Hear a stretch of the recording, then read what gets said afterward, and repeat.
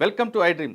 సైబరాబాద్లో Narsingi police station పేరు మరోసారి వార్తల్లోకి వచ్చింది. జానీ మాస్టర్పై ఫిర్యాదు అందుకున్న నార్సింగ్ పోలీసులు అతను అరెస్ట్ చేసి జైలుకు పంపి తిరిగి కస్టడీలోకి తీసుకొని విచారిద్దాం అనుకునే సమయంలో మరో ఫిర్యాదు వచ్చి పడింది. ఈసారి యూట్యూబర్ హర్షపై కంప్లైంట్ వచ్చింది. బిగ్ బాస్లో పాల్గొన్న ఓ అమ్మాయి హర్షపై కంప్లైంట్ చేసింది. తనను పెళ్లి చేసుకుంటానని, తనతో సినిమా తీస్తానంటూ మోసం చేసి తన దగ్గర 2 కోట్ల రూపాయలు తీసుకోవడమే కాకుండా తనని అత్యాచారం జరిపాడంటూ ఒక ఫిర్యాదు అందింది. ఆ ఫిర్యాదు వెంటనే బుక్ చేసిన నార్సింగ్ పోలీసులు హర్ష కోసం వేట మొదలుపెట్టారు. హర్షకి నోటీస్ ఇచ్చే పనిలో పడ్డారు. కంప్లైంట్ ప్రకారం తీసుకుంటే హర్షపైతో పాటు హర్ష తండ్రిపై కూడా కేసు నమోదైనట్టు తెలుస్తుంది. అందులో 376 అంటే అత్యాచారంతో పాటు 376N, అదేవిధంగా 354 3 సెక్షన్ల కింద కేసు నమోదు చేశారు. ఇప్పుడు కేసు నమోదు చేసిన నార్సింగ్ పోలీసులు హర్ష కోసం వేటాడుతూనే మరోవైపు బాధితుల స్టేట్మెంట్ కూడా రికార్డ్ చేసే పనిలో పడ్డారు. ఇదిలా ఉంటే కేసు నమోదైన వెంటనే ఐ డ్రీమ్ హర్ష కోసం ప్రయత్నం చేసింది. హర్ష కోసం ప్రయత్నం చేసిన సమయంలోనే హర్ష అనుచరులు కొంతమంది ఒక ఆడియో క్లిప్ని విడుదల చేశారు మీడియాకి. అందులో చాలా స్పష్టంగా వినిపిస్తుంది. బాధితురాలకి అదేవిధంగా హర్షకి మధ్యన ఉన్న సంభాషణ ఆడియో టేప్లో ఉంది. ఇదంతా కూడా కేవలం కుట్రపూర్వకంగానే అమ్మాయి చేసిందంటూ వాళ్ళు చెప్తున్నారు. అయితే అందులో ఉన్నది ఆడియో ఏముంది, వాళ్ళిద్దరి మధ్య నిజంగా జరిగిన సంభాషణ ఏముందన్న విషయాన్ని ఒక్కసారి మనం విందాం. ఇఫ్ ఐ టెల్ యూ పద ఎక్కడికైనా బయటకు వెళ్దామంటే యూ విల్ లైక్ నో పనులు ఉంటాయి ఎందుకు బయటకు పోవాలి అంటే you are like that. But అలా కూడా కాదు, you will be like interested.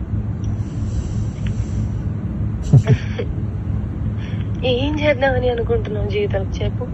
ఎంత ఎంత రసికరాజు రాకుండా ఉండం అంటే ఎలా పాసిబుల్? అది ప్రేమించాలి మనసులో లేదా? మరి ఎప్పుడు అడుగుతావు, ఎప్పుడు చేద్దాము, ఇప్పుడు ఏంటి ఏంటి పరిస్థితి? హర్షసే కాదు, నాకు యూపీఎస్సీ ఎగ్జామ్ బోర్డ్స్ కి క్వశ్చన్ పేపర్ లాగా తయారు అయ్యాడు. నేను ఆన్సర్ రాసుకుంటూ కూర్చోవాలి అంతే. కానీ హర్షసే మాత్రం నువ్వు నాకు ఎంత డిస్ట్రాక్ట్ చేసినా, ఏ చేసినా నేను ఆన్సరే రాస్తాను, నేను నీ వైపు చూడను. ఓ మేరే విశ్వామిత్రుడు. ఏంటి ఏంటి గోవాల వయసు పోతుంది. అవును మరి, you are telling it on my face. సంవత్సరం ఇలానే పోతుంది. అరే భయ్యా నిజంగా సంవత్సరం ఇలానే పోతుంది. అరే వయసు కూడా పోతుంది. Sorry I lived. ప్రేమించాలి మనసులో లేదా? అరే పోతే పోనీ వేరే ఎవరైనా ఇష్టమా? ఇప్పుడు చెప్పు. అలా ఏమీ లేదు, అది కూడా సిగ్గుపడుతుంది మళ్ళా. చూసా అంటే నన్ను ఏం చేయమంటావు చెప్పు.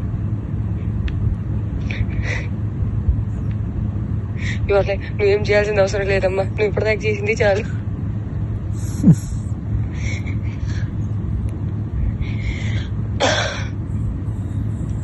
సరే take your time to think about it.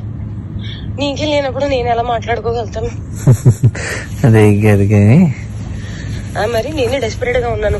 ఈ మాటలు అబ్బాయిలు మాట్లాడుకుంటారు, అమ్మాయిలు మాట్లాడరు. అది కూడా నేను మాటల్ని బ్లాంకెట్ కింద కప్పేసి మాట్లాడుకోవాలి. అంటే అంత మర్యాదగా మాట్లాడుకోవాలి, అప్పుడే దానికి విలువ. అలా కూడా కాదు. That you start feeling raunchy, start feeling excited, start feeling నాకు చేయాలని ఉంది. అవన్నీ కూడా ఉంటాం మన దగ్గర.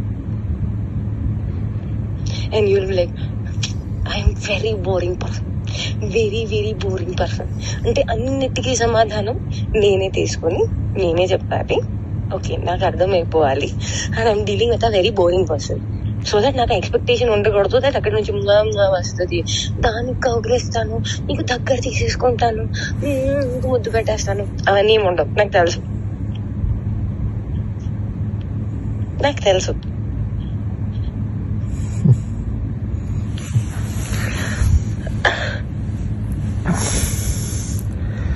क्या चाहते हो तुम, बताओ मुझे.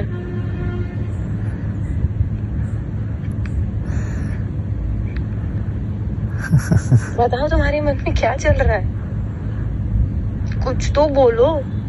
ఒకవేళ నాకు తప్పు ఆలోచనలు ఉన్నాయి అనుకుంటే, అది నేను నీకు హానికరంగా ఉంటాను అనుకుంటే, అమ్మ గుర్తుపెట్టుకో, ఒక్కడవతలోని బావిలో తోయడానికి ఇంకో పడిపోతే దానికన్నా పెద్ద మూర్ఖుడు ఎవడు ఉంటాడు.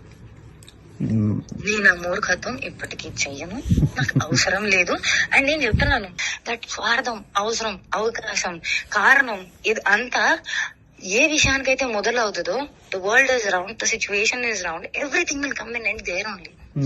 I will never initiate a thing which did not start from love and did not end on love.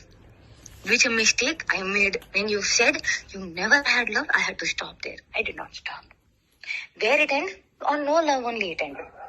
Of all ఇదేంటి?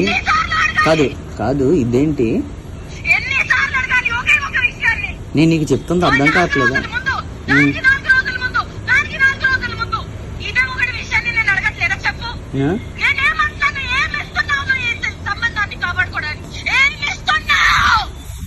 ఇప్పుడు యూట్యూబ్ నువ్వు అడిగిన పాయింట్లే నేను చెప్తున్నాను. నువ్వు అడిగిన పాయింట్లే చెప్తున్నాను. నేను నీకు ఫస్ట్ చెప్పింది అదే అన్నావు కదా, అలా కదా. దాదాపు 3.5 నిమిషాలు జరిగిన ఈ సంభాషణ జనవరిలో జరిగినట్లుగా కనిపిస్తుంది.